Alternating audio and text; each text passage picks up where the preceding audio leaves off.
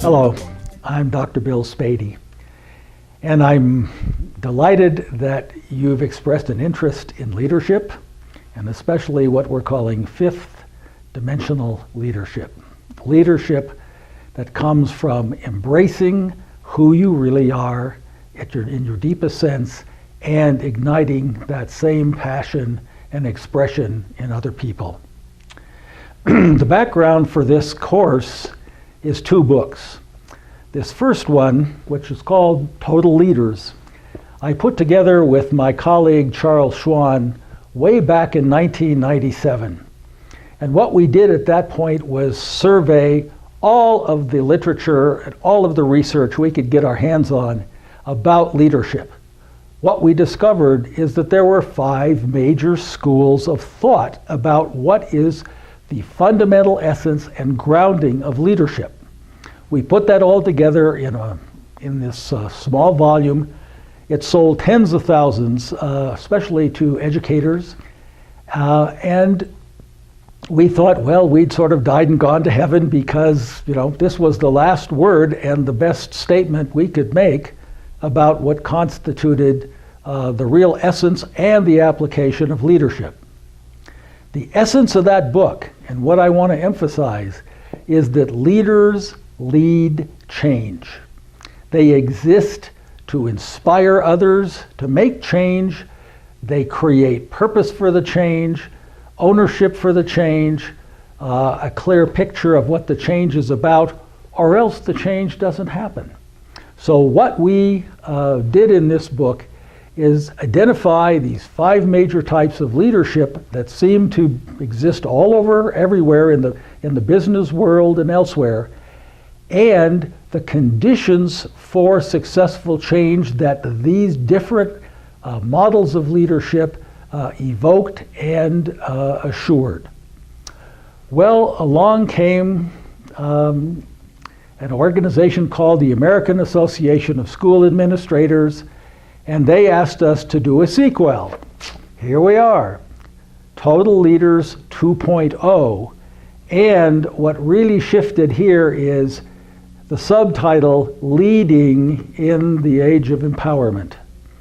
What we realized is that with the advent of the explosion of technologies that we've had, computers in your pocket, computers, on your desk, everywhere you go, mobile devices that enable you to process information, etc., in such a rapid way, that we were living in a world where people were self-empowered. It's just that our institutions, in many cases, were not equipped to really grasp that and respond accordingly. So we wrote this second volume, Total Leaders 2.0, because both my colleague Chuck Schwann and I had done an enormous amount of further work using the Total Leaders model and in the intervening decade. And lo and behold, we had discovered a host of things.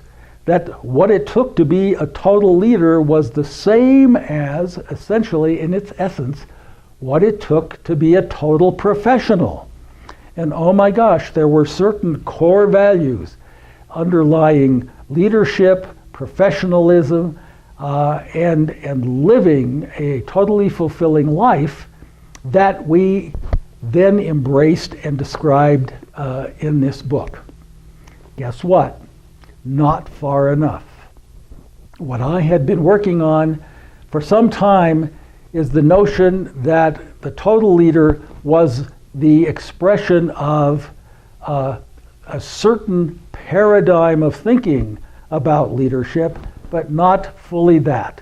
So, starting about a decade ago, I began to identify what were actually 5 different paradigms of leadership.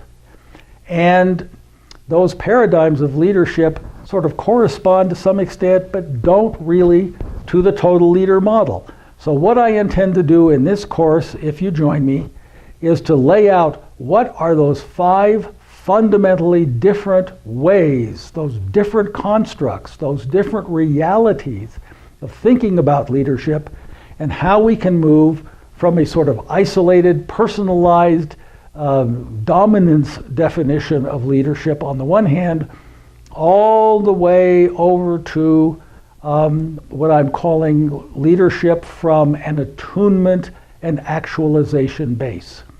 When one is really operating fully developed inside of their spiritual, psychological, mental, physical core, and embracing those same kinds of qualities in other people. This is going to be an exciting course, and I'll guarantee you, you won't think about leadership either this more conventional way, this more advanced way, but you won't think about leadership the same way again. Thank you.